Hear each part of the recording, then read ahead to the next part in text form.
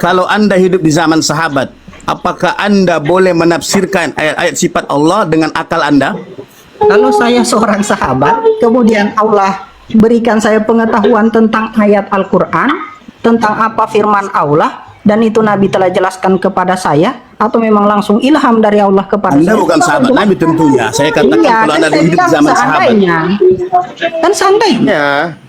Oke, di zaman sahabat dulu, di mana kita tahu madrasah itu terbagi dua. Ada madrasah ahlur ra'yi dengan madrasah ahli ra'yi dengan madrasah tu ahlil athar.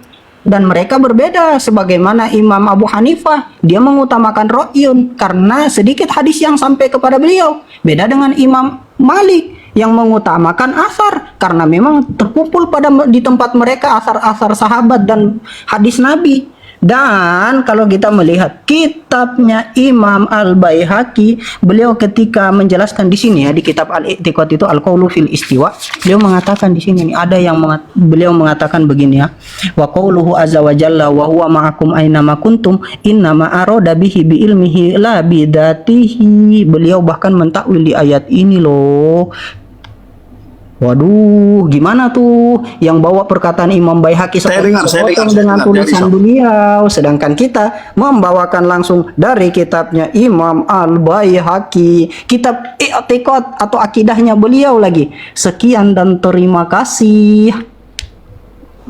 Baik, sekarang kalau Anda melihat kalimat-kalimat penjelasan Al-Baihaqi, kenapa saya ambil dia tahu? Karena pendekatan dia mengadopsi takwil sebagaimana yang anda saat ini berada di atasnya. Betul atau tidak? Ya, Al-Baihaqi jelas dia menerima takwil. Tetapi perhatikan sikapnya Imam Al-Baihaqi. Sikap dia bukan sikap menggombosi orang-orang yang berpegang kepada athar. Bahwasanya memang benar bahwa ashab kami, kata beliau, meyakini Allah di atas arsy. Disebut ayat itu ada dan kami tidak mempertanyakannya. Kami bersikap seperti Sufyan bin Uyainah ketika menafsirkannya seperti tilawahnya dan kami diam darinya. Sekarang pertanyaan saya, sahabat-sahabat Anda di mana-mana, mereka diam atau tidak terhadap ayat ini atau mereka mempertanyakannya?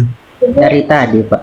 Dari tadi Bapak nanya terus, saya jawab terus. Pertanyaan saya yang awal belum tuan-tuan sekalian jawab.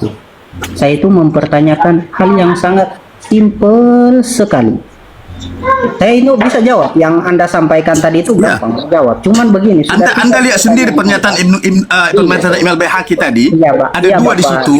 Ada dua sikap kan di situ. Iya, Bapak. Maksudnya satu menerima, yang satu mentakwil. Iya, saya menuntut keadilan loh di sini. Saya itu dari tadi Bapak tanyakan terus, sudah 3 pertanyaan yang Bapak tanyakan kepada saya nih, dan saya jawab semua dengan dalil. Iya. Saya mau tanya. Karena di lapangan sikap Anda tidak sama dengan sikapnya Al-Baihaqi. Sekarang saya mau tanya. Anda justru merendahkan ulama-ulama yang menerima ayat tersebut, yang tidak mentakwilnya. Mereka Imam Al-Baihaqi jelas di situ tidak melakukan kecaman terhadap orang yang menerima ayat tersebut yang Bapak bilang, tidak mentakwilnya. Yang Bapak bilang tadi itu ulama-ulama yang mereka menerima, ulama-ulama yang Bapak maksud mungkin itu mereka mentajsim dan mentasbih. Saya itu mau tanya satu hal dan saya bisa buktikan kok yang Bapak maksud itu. Jadi 2 lah pertanyaan saya ini, karena 3 yang Bapak tanya saya tidak tanya 3 lah, 2 lah. Yang pertama, siapa salafus soleh yang membagi tauhid menjadi rububiyah, uluhiyah, dan asma wa sifat sesuai dengan definisi yang dibawakan oleh Ibnu Abdul Wahab? 1. Yang kedua, siapakah salafus soleh yang mengatakan bahwasanya zat Allah itu beristiwa di atas ars sebagaimana yang dikatakan oleh si Ibnu Abdul Wahab di dalam kitab Usuluddin al-Islaminya, yang mengatakan wahwa ala arsyihi bidatihi. Itu kata si siapa tadi itu, sampai lupa namanya itu, si Abdul Wahab. Muhammad bin Abdul Wahab. Dia mengatakan seperti itu. Siapa salafus soleh yang mengatakan seperti itu? Monggo kami tunggu jawabannya ya Bapak. Kalau masalah siapa salafus soleh, yang menyebut tentang tentang tauhid 3 ini, Anda bisa istiqra dari semua ayat-ayat Al-Quran.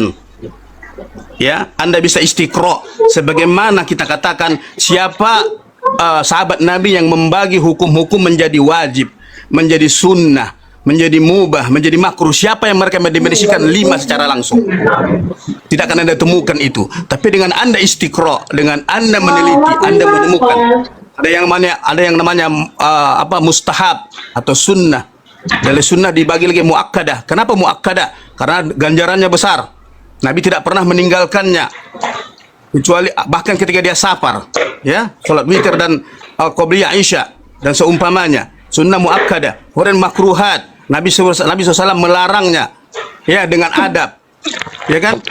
Bagaimana Nabi SAW mengatakan hadis Muawiyah bahwa tidurnya orang yang tengkurap adalah tidurnya ahli neraka. Maka itu makruh, istiqra para ulama.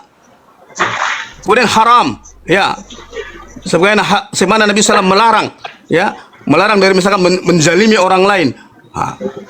Hatta sebatang kayu yang Anda ambil maka Allah akan pertanggungjawabkan di akhirat. Berarti haram melanggar hak seorang manusia. Kemudian wajib, ya, ketika datang perintah Allah Ta'ala sesuai dengan ada ancamannya. Aduh, gini Pak, kita kembalikan ke substansi aja Pak. Kami tanyakan itu. Nah, substansinya, dengar dulu. Substansinya adalah ayat-ayat Allah tentang rububiyah jelas. Alhamdulillahi Rabbil Alamin. Allah Ta'ala Rabb, sang pencipta. Rabb di situ adalah pencipta, pengatur, al-mudabbir, sebagaimana disebut Al-Bakillani, ya, dalam kitab Al-Insaf. Anda bisa bawakan antum referensinya. Al-Bakillani juga menerima rububiyah dan uluhiyah. Kemudian uluhiyah, iyyaka na'budu wa iyyaka nasta'in. Hanya kepada Engkau kami menyembah. Imam Ibnu Taimiyah dan yang lainnya membawakan dalil tauhid uluhiyah adalah iyyaka na'budu wa iyyaka nasta'in. Dalam ayat yang lain, wa ma khalaqtul jinna wal insa illa liya'budun. Ya, itu dalilnya ubudiyah. Kemudian asma wa sifat. Asma wa sifat, Allah Ta'ala berfirman dalam surah Al-Hasyr banyak, dalam surah yang lain banyak. Walillahi asmaul husna fad'u lahu biha. Iya. Mintalah kepada Allah dengan asmaul husna tadi. Iya. Sudah. Ya? Interupsi Nah, sebentar. Ya, Pak. ayat-ayat Qur'annya sudah ada di situ. Iya. Ayat-ayat Qur'an sudah ada di situ. Anda tinggal istiqra saja. Iya, Sebagaimana kita istiqra tentang hukum haram, wajib, makruh, mubah, mandub, mustahab, kita Iya, istiqra Bapak. dengan itu. Biar saya Baik. saya spesifikkan pertanyaan saya ya. Satu lagi paling penting, Anda harus memahami tauhid yang kami maksudkan sesuai enggak dengan yang Anda pahami. Jangan-jangan Anda menuduh kami sesuatu yang tidak ada pada kami. Oke, saya bawakan kitabnya Anda ya. Baik. Kitabnya Ibnu Abdul Wahab. Biar saya spesifikkan ya. Itu kan yang tadi yang Anda sebutkan tadi itu menurut pemahaman Anda semua. Yang saya tanya itu simple, penjelasan salafus soleh, bukan istiqro'nya Anda. Tapi yang saya tanya ijtihadnya salafus soleh, kaulnya salafus soleh yang membagi tauhid menjadi 3 sebagaimana dan definisinya sama dengan apa yang dibawakan Ibnu Abdul Wahab. Kemudian yang kedua itu yang di sini ya Pak. Saya mau bawakan tadi itu di sini. Mana ini Usuluddin Al-Islam ini si Bambang itu tulis. Bukannya udah jelas tadi ini. itu Abu Hanifah itu kan uluhiyah rububiyah itu Abu Hanifah itu. bisa dia mungkin yang tidak paham. Bagaimana sudah dikasih Antum tahu? itu suka merendahkan orang, tidak paham. Antum bilang antum itu Bisa saya lanjutkan ini. Memang Silakan tidak. lanjutkan. Yang saya mau tanyakan pertanyaan kedua saya ini terkait bentuk tasbih atau tajsimnya Ibnu Abdul Wahab. Itu kan tadi pertanyaan satu yang belum Anda jawab. Saya tanya itu qaul salafus soleh bukan istiqro'nya Anda atau istiqro'nya Abdul Wahab. Kemudian Ibnu Abdul Wahab mengatakan wa minhu istiwa'uhu ala arsyihi ay uluhi alaihi bidzatihi. Saya mau tanya di mana siapa salafus soleh yang menulis mengatakan bahwasanya Allah zat Allah berada di atas ars.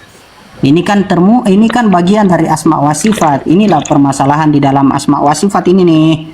Siapa tuh salafus soleh yang bilang begitu? Kemudian Anda mau bawakan tadi istiqro terkait rububiyah, uluhiyah. Oh, Bapak, saya mau tanya, kenapa terkait di dalam apa yang ditulis Ibnu Abdul Wahab di dalam kitab Ar-Risalatul Mufidah mengatakan amma tauhidur rububiyah fahuwa alladzi aqarra bihil kufar ala zamani Rasulillah sallallahu alaihi wasallam, dan dia mendalilkan dengan Yunus ayat 31, dan yang sudah kita ketahui bersama, yang sudah sering saya sampaikan di live-live saya, bahwasanya At-Tabari itu di dalam Yunus ayat 31, mana Yunus ayat 31 ini saya bukakan.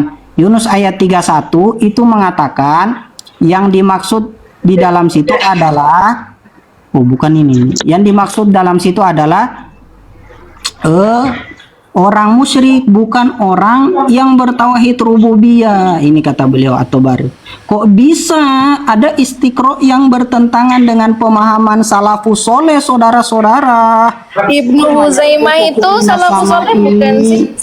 Ibnu Huzaimah. Nanti kita bisa bahas terkait Ibnu Huzaimah. Ibnu Huzaimah itu gampang. Les Saya bisa saja, bawakan nggak usah datanya. kemana-mana. Ibnu Bisa Huzaimah saya- salafus soleh bukan? Bisa saya Beliau lanjutkan, host? menetapkan Allah di atas Satu per arsy-Nya. satu, satu Ya, per bisa satu. saya Jangan lari ke lanjutkan. pertanyaan yang lain. Selesaikan satu Jangan dulu. dipotong dulu dong. Jawab Ngapain dulu kemana-mana, dong ngapain? pertanyaan saya. At-Tabari, Imam Abu Ja'far At-Tabari di dalam Jami'ul Bayan mengatakan, "Qul ya Muhammad liha ula'il musyrikina billahi al-awthana wal asnam." Di mana kita mengetahui bahwasanya Ibnu Manzur dan At-Tarifat juga Al-Jurjani mengatakan kalau tauhid itu mengesahkan Allah wala syarikalah, dan tidak mensyirikkan Allah. Ini kok dibilang musyrikin, kok dibilang muwahhid Berarti tauhid rububiyah. berarti definisi tauhid Pertanyaan menurut saya antum simpel. Pertanyaan saya Baik. itu simpel. Siapa salafus soleh yang bilang, yang berbicara, yang menulis sebagaimana apa yang ditulis oleh Ibnu Abdul kalau Wahab? sebagaimana huruf per huruf itu tidak akan mungkin ada salafus soleh yang seperti dia. Sebagaimana juga tidak ada salafus soleh huruf per huruf yang menulis tentang tauhid dalam kitab Jawharut Tauhid. Ya, tidak mungkin Begitu ada juga. salafus soleh yang Begitu sama juga dengan- yang Kalau sama begitu. tulisannya dengan Jawharut Tauhid Ibrahim Al-Laqani. Oke, yang saya Begitu. tanyakan Ketika dia mengatakan Allah wujud bila makan. Ya, Oke. sekarang ketika Anda mengatakan siapa yang sama persis dengan salafus soleh seperti itu? Pertanyaan saya, siapa yang sama persis Bapak salafus soleh mahasiswa lafaz per lafaz kehidupan. dengan Ya, Bapak kitab mahasiswa Ibrahim Al-Laqani Bapak ketika dia mahasiswa mengatakan kehidupan. Allah wujud bila makan? Bapak yang Apa jawab? terhormat, Bapak yang terhormat, yang saya pertanyakan itu spesifik ya, spesifik. Spesifik. Dua hal terkait mengatakan zat aula di atas ars. Kemudian yang mengatakan yang bertentangan, kan cuma mengatakan yang bertentangan. Ibnu Abdul Wahab mengatakan orang kafir di zaman Nabi bertauhid rububiyah. Ya bertauhid, Sedangkan Abu bertauhid Ja'far rububiyah At-Tabari- dalam arti dengar dulu. Jangan dalam arti dong, referensi dalam arti dong. mereka mengakui Allah sebagai Rob. Jangan dalam Pengertian arti Anda, dong. kasih referensi itu pengertian Oke, Anda. Anda kasih referensi itu. At-Tabari. Anda kasih referensi itu. Abu Ja'far At-Tabari di dalam kitab Jami'ul Bayan mengatakan itu musyrik, bukan bertauhid. Nah, saya tanya, kok ini bisa bertentangan sekali? Dari mana pemahaman seperti Coba lihat itu? ayat yang saya akan bawa Quran. Dalilnya adanya asma wa sifat, uluhiyah dan rububiyah. Begini Bapak, begini. Inafan ya Man. Coba, Kami coba itu- lihat. Saya punya Ini screenshot. Bapak, ketika Bapak menukil nas Al-Quran dan hadis, Bapak itu jangan paham Bapak sendiri. Bapak itu bawakan ke ulama-ulama ahli tafsir, begitu. Ya, baik. Ketika Bapak, karena kenapa? Ketika Bapak menafsirkan Al-Quran dengan isi kepala Bapak sendiri, itu ada ancamannya loh sama Nabi loh. Barang siapa yang menafsirkan Al-Quran dengan pemahamannya sendiri tanpa bertanya kepada yang ahlinya, siap-siap nerakanya dia dapat tempatnya di neraka loh. Itu hati-hati. Ketika kita mengatakan menukil nas Al-Quran dan Sunnah, itu harus merujuk ke ulama-ulama. Karena kan kita kembalikan Al-Quran dengan nas Sunnah menurut pemahaman salafus soleh kan, gitu kan. Jadi Begitulah. ini juga nih Pak. Begitu Jadi dari awal kita Begini, udah ngeliat kalau terus. kita mau ini ya Bapak ya. Bapak coba lihat di Al-Quran itu surah Al-Baqarah ayat 7 atau ayat berapa itu? Itu Allah tuh mengatakan orang-orang musyrik itu nggak bertauhid, malah mereka itu cuman apa main-main apa Bang, kemarin saya ketemu sama orang, anak nggak sebut namanya. Dia mengatakan kepada saya, saya ingin mentauhidkan istri saya, kata dia. Paham? Apakah Anda ingin mengatakan bahwa dia punya pemahaman tauhid secara bahasa dia, bahwa ia ingin mengesahkan Allah dengan istri dia? Bapak yang terhormat, kita bahas hukum loh. Data by data Iya. dong. Data by Nah, data. Anda bawakan sini ayat Al-Quran dalam surah Maryam ayat 65. Ya, saya akan jawab. Ini pengertian Al-Quran menurut Anda, menurut ulama tafsir Anda yang akan- dibawa, jangan menurut Bang pengertian Raden Mas, Anda. Tunggu dulu, Anda duduk diam, ambil wudhu. Bismillahirrahmanirrahim. A'udzu billahi minasyaitonir rajim. Rabbus samawati wal ard wa ma bainahuma fa'buduhu wastabir 'alaiha hal ta'lamu lahu samiyya. Oke, saya akan bacakan definisi tauhid dulu biar Anda semua faham dan kita sefaham tentang itu. Ya, disebut tauhid rububiyah, yakni meyakini Allah sebagai pencipta, al-khaliq. Al-khaliq masuk di dalamnya al-mudabbir, mentadbir. Kemudian menguasai al-mulk, menguasai, mentadbir dan memberi rizki. Ya. Itu masuk di dalamnya Rabbus samawati wal ard. Dia yang mencipta langit dan bumi, mentadbir, memberi rizki, mengatur urusan makhluknya. Itu maksud Rabb. Oke, tauhid rububiyah itu pemahamannya. Oke, catat. Jangan Anda kemana-mana bilang definisi yang lain. Itu dari kita Kami apa? meyakini Allah sebagai Rabb, pencipta langit dan bumi, pencipta alam semesta, pengatur, pemberi rizki, penguasa. Minta maaf Bapak, itu dari kitab apa tuh? Lah, Kitab ditanya. Usul Salasah ada situ. Ya, ini tunggu dulu yang ini. Nanti. Kemudian yang kedua, tauhid uluhiyah atau ubudiyah. Kami meyakini Allah Ta'ala satu-satunya zat yang kami sembah.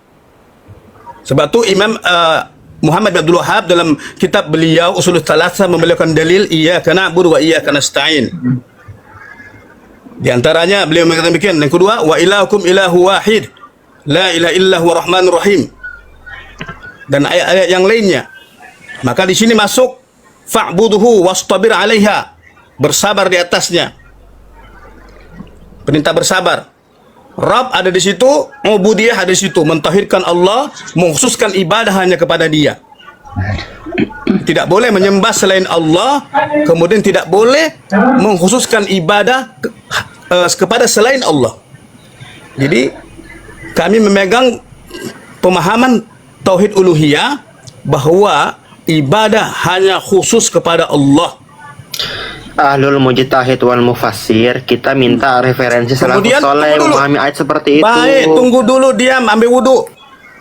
Hal ta'lamu lahu samiyya, maksudnya adakah kalian mengetahui adakah sesuatu yang sama dengan Allah?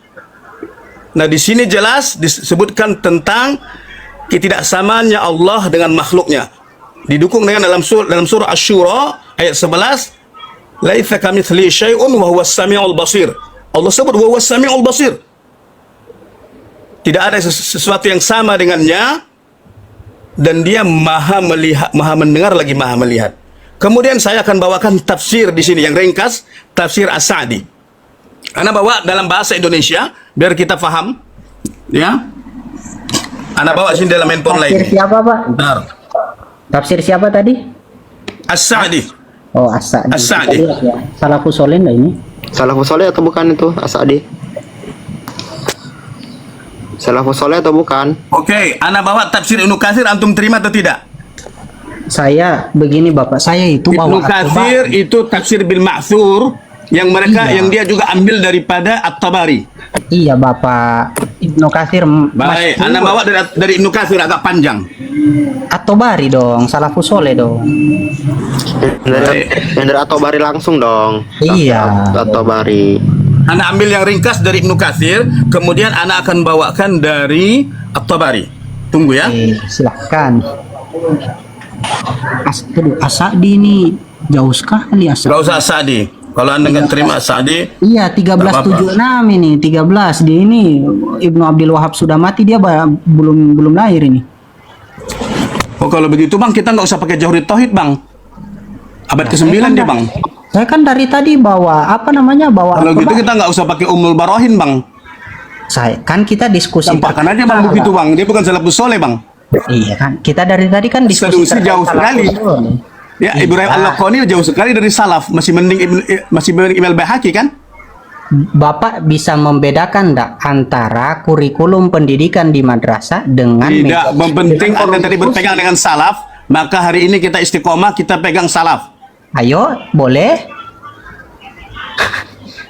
Ayo silahkan, bawa dong salaf dong. Baik. Kan dari tadi bawa salaf. Kalau saya bawakan Ibnu Abbas, Anda terima? Silahkan. Baik.